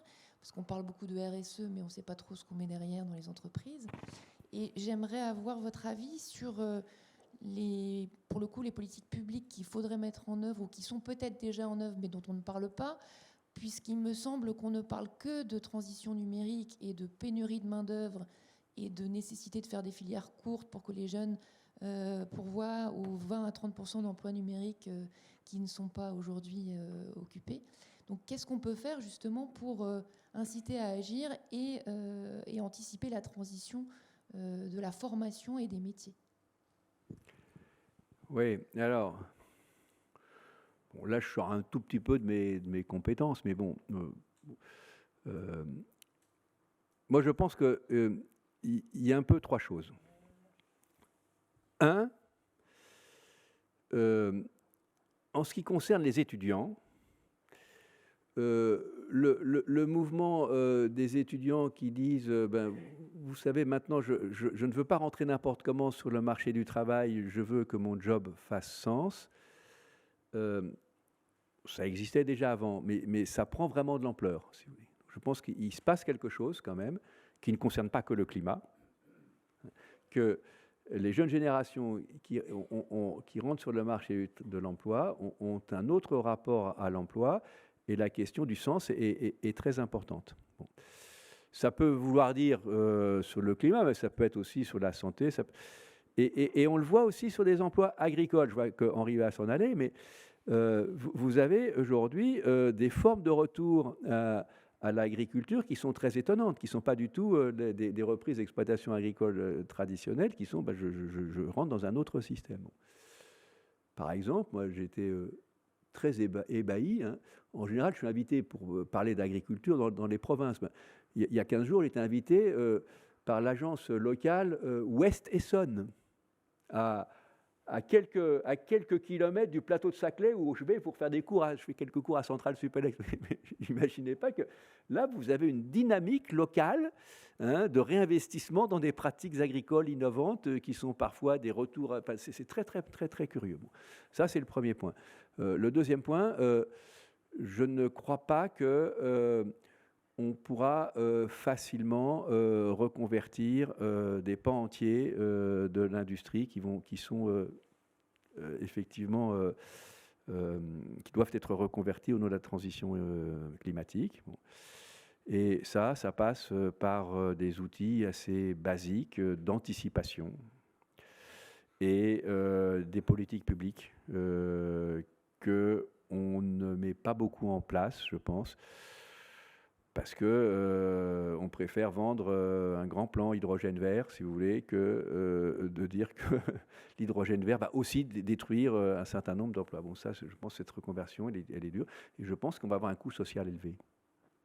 Et je pense que d'autres en Europe font mieux que nous, notamment nos amis de l'autre côté du Rhin, qui ont une tradition beaucoup plus grande de ces reconversions industrielles. Bon, ceci dit, ce sera peut-être moins pire que ce qu'on a fait dans le temps sur l'acier, je ne sais pas, mais ça, c'est vraiment des choses... Bon. Après, 3, quand vous me demandez, enfin, si vous me demandez d'imaginer exactement c'est quoi les emplois dont on aura besoin dans 10 ou 20 ans, tout simplement, je ne sais pas. Vous voyez, parce que... y compris dans le secteur de la santé, il y aura évidemment... donc, ce sont aussi des choses qui se transforment parce que je crois que, précisément, ce ne sont pas que des transitions, ce sont des reconstructions qui vont beaucoup plus loin que de simples améliorations. Donc, je ne sais pas, mais ce qui me semble, c'est qu'effectivement, derrière le problème de main-d'œuvre aujourd'hui, on a aussi un peu un système qui arrive à bout de souffle, quoi, on voit bien. Enfin, moi, je suis engagé aujourd'hui dans notamment dans une association qui fait de l'inclusion scolaire, c'est horriblement difficile de trouver de la main-d'œuvre, parce qu'il y a un vrai problème d'inadéquation entre même des personnels, et c'est compliqué. Je pense que ça reflète aussi le fait que, ben oui, on est un peu... on n'a pas encore construit complètement les bases du système de demain, et on voit bien que le système d'hier se délite un peu. Alors, c'est bien, parce que ça veut dire qu'on va faire la transition, mais ça ne va pas se faire à coup neutre. Et ça rejoint la question croissance-décroissance, voyez-vous, à mes yeux. Parce que moi, je ne suis ni croissant ni décroissant. Je trouve ça stupide. Il y a des gens qui décrètent, on ne peut pas se passer de la croissance, et puis il y a des gens qui décrètent, il faut de la décroissance. Moi, je suis totalement agnostique. Je pense que la transition, il y a des volets qui sont de la croissance, il y a des volets qui sont de la décroissance.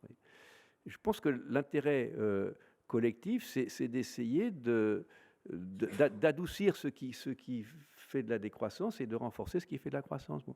Et donc, c'est justement la qualité des transitions qu'on peut faire. Bon. Voilà. Je ne sais pas si je réponds à votre question, mais comme elle est vache, j'ai essayé d'y répondre le moins mal possible. Bonjour. Philippe Clerc, je représente l'Assemblée des chambres de commerce et d'industrie. Je suis en charge des études et de la prospective. Merci infiniment pour les définitions, la clarté de votre propos qui va, je vais en rendre compte très précisément dans nos travaux, bien sûr, parce que nous avons, et je le dis très humblement, l'ambition d'accompagner les grandes transitions du système productif, de la formation aussi, à l'échelle des territoires. C'est d'une complexité extrême, et votre éclairage est déterminant. Merci infiniment. Et je voulais vous poser la question, vous avez commencé à répondre. Bien sûr, l'agroécologie, vous avez, et je partage, c'est l'enjeu majeur, mais le système productif, mais plus que cela, c'est le système de développement qui est en train de se transformer. Je voudrais votre vision, vous avez déjà porté des questions, sur les grands défis du changement climatique et son impact sur le système productif et son avenir. Vous avez parlé d'anticipation et de prospective, j'y suis sensible. On va y travailler d'arrache-pied. Et donc, je voulais un peu votre vision sur cet aspect. Alors, ma vision, c'est que notre intérêt collectif, ça va être de diminuer le coût d'une transition qui nous oblige à transférer très vite des actifs productifs d'un secteur vers d'autres secteurs, et à l'intérieur d'un secteur, de transférer très vite des actifs carbonés vers des actifs décarbonés. Bon. Et ça, c'est quelque chose qu'on peut faire de façon très brutale. Quelque chose qu'on peut faire de façon très brutale. Et je pense que... je vais être un tout petit peu excessif, mais bon, ce qu'il y a de bien quand on a un raisonnement un peu excessif, c'est que ça montre un peu le sens des choses. Ce serait la transition impulsée totalement par le système financier. J'ai des actifs qui risquent de s'échouer, je me débarrasse des actifs le plus vite possible. Vous voyez, c'est comme le jeu du mistigris. Hein. Je me débarrasse des actifs, bon, ça me brûle les doigts, bon, mais... Une fois qu'on s'est débarrassé de ces actifs, qui paye le coût social et qui paye le coût de la restructuration? Pour moi, ça, c'est vraiment le point essentiel. Bon. Je pense qu'il faut faire ça. Bon. Il y a, par contre, dans les volets de restructuration, des volets assez... positifs qui sont des formes de relocalisation qui touchent, à mes yeux, autant le système agroalimentaire que le système industriel, on va dire. Oui, bon. Et là, il y a des enjeux quand même intéressants. Sur le volet un peu agroalimentaire, vous savez, l'histoire du yaourt... l'histoire du yaourt qui est fabriqué un peu partout dans le monde. On revient de ça quand même. Il y a vraiment une nécessité, on voit bien, de reconnecter quelque part le système alimentaire avec le système des ressources locales. Il ne faut absolument pas supprimer le commerce, hein, soyons clairs. Hein. Le commerce des biens agricole et alimentaire est absolument indispensable pour la sécurité alimentaire du monde. Hein. Bon. Mais il faut quand même, autant qu'on peut, reconnecter nos systèmes alimentaires avec nos ressources locales. Bon. Ça, c'est une transition très, très importante, je pense. Et sur le volet industriel, on a géré les politiques climatiques jusqu'au milieu des années 2000 d'une façon incroyablement naïve en Europe. Et, incroyablement naïve. C'est-à-dire qu'on a financé le développement de pans entiers de l'industrie chinoise, hein, si vous voulez. Si vous prenez alors le cas le plus extrême, si vous voulez, c'est l'industrie des panneaux photovoltaïques. Hein, vous preniez les 10 premiers producteurs mondiaux de panneaux photovoltaïques au milieu des années 2000, hein, vous aviez 2 Chinois. Et puis vous preniez 10 ans après, il n'y avait plus que des Chinois. Il y avait une société qui était moitié chinoise, moitié canadienne. Bon. Et bon, l'Europe et les États-Unis ont beaucoup perdu. Les Japonais ont pris des gamelles incroyables. Bon, donc moi je pense que là maintenant on rentre quand même dans un environnement européen moins naïf et on a aussi des capacités de muscler des industries de demain. Bon, j'espère qu'on ne fera pas... je pense qu'on peut faire des choses vraiment intéressantes avec le stockage de l'énergie, l'hydrogène, des choses comme ça. Bon. Par parenthèse, je le dis, je ne sais pas s'il y a des représentants du gouvernement ici, mais par parenthèse, il y a quand même un gros trou hein, dans le plan hydrogène en France. Hein.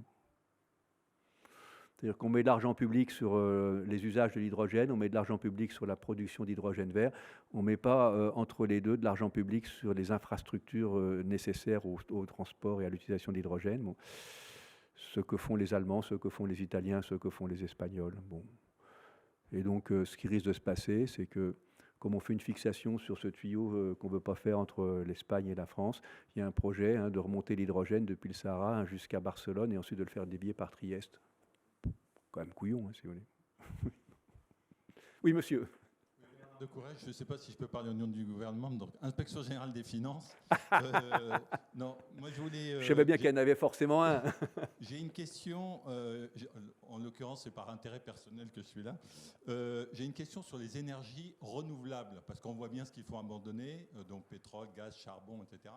Mais est-ce que les énergies renouvelables, vous parlez des poids lourds de demain, solaire et éolien, suffisent pour justement répondre aux objectifs qu'on s'est fixés? Oui, ma question, je vois très bien le sens de votre question qui pose la question du nucléaire, à laquelle je vais répondre de façon tout à fait transparente.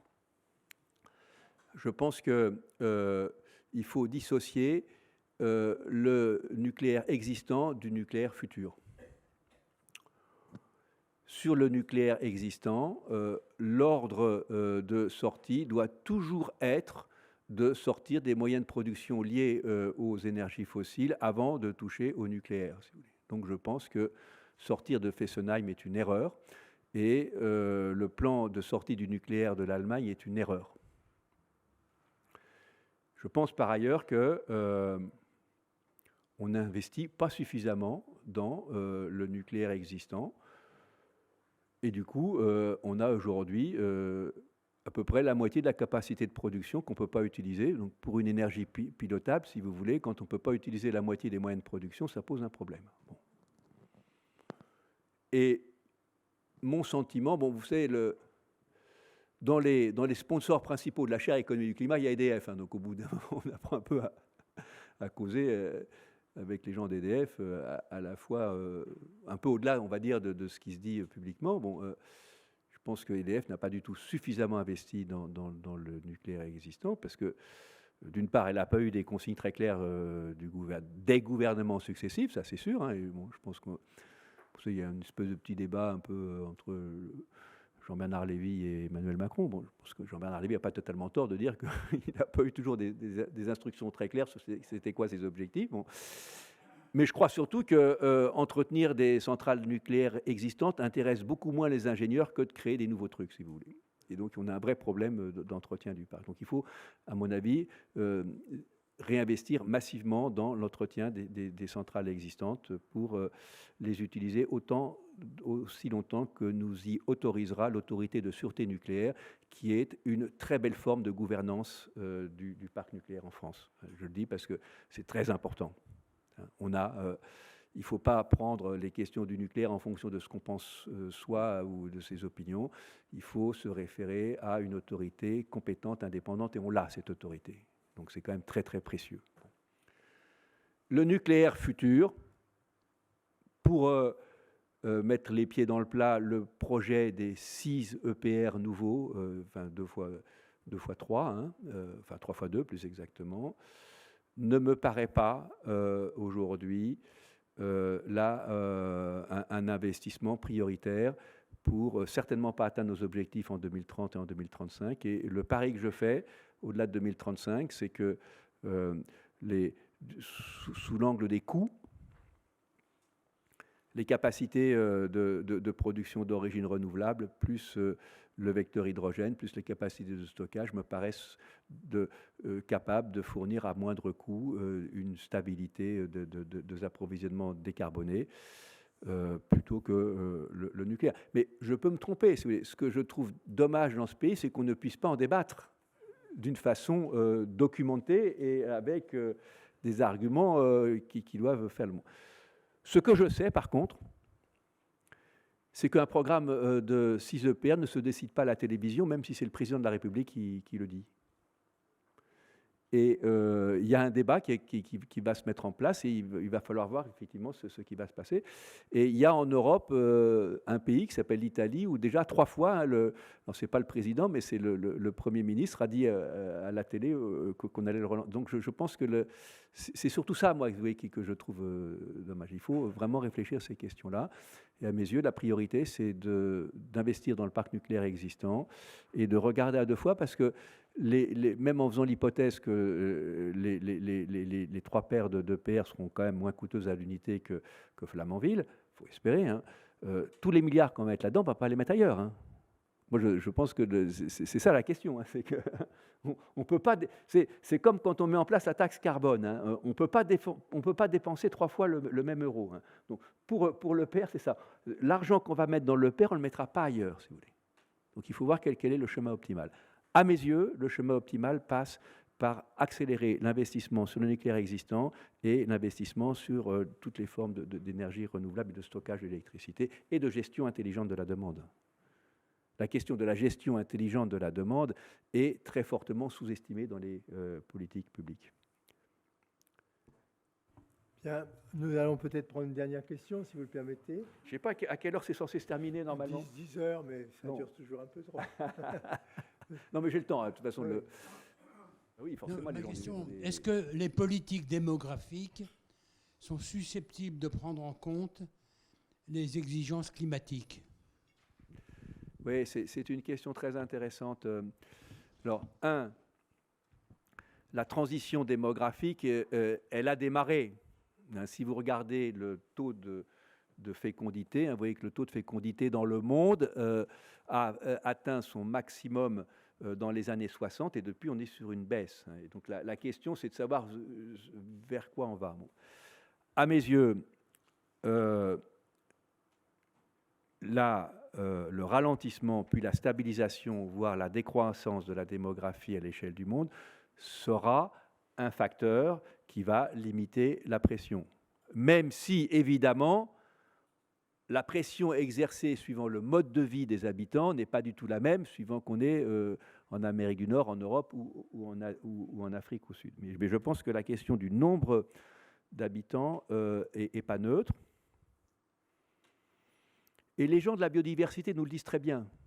Les gens de la biodiversité nous disent, vous savez, l'un des facteurs importants d'extinction de la biodiversité, c'est les espèces invasives.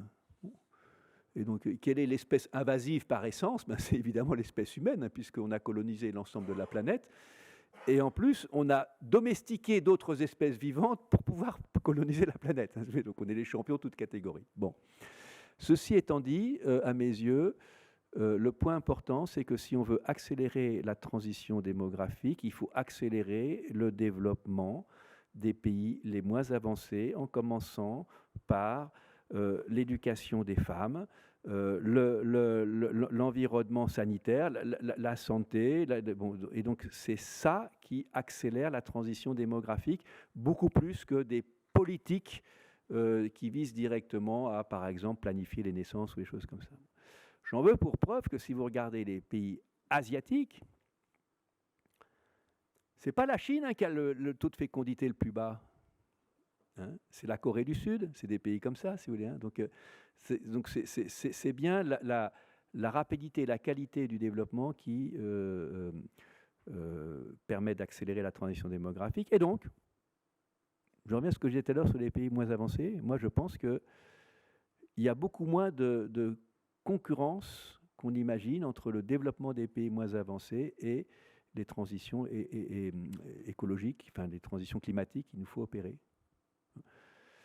C'est une vision un peu humaniste, mais c'est quand même assez rassurant, si vous voulez, parce que je pense que la négociation internationale a été construite dans ses premières étapes, notamment au moment du protocole de Kyoto et de la Convention de climat de 1992, sur l'idée qu'il y avait une espèce de trade-off entre le développement des pays moins avancés et la question climatique. Moi, je pense qu'en réalité, aujourd'hui, les outils de développement qu'on a permettent d'imaginer que le développement des pays moins avancés peut s'accélérer grâce à la transition climatique et non pas contre la transition climatique, à condition de le faire correctement.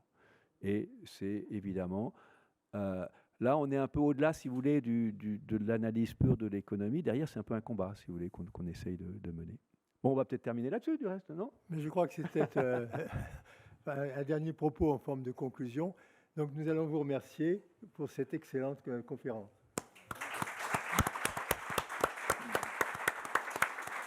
Merci beaucoup de votre invitation et merci beaucoup des excellentes questions qui m'ont été posées.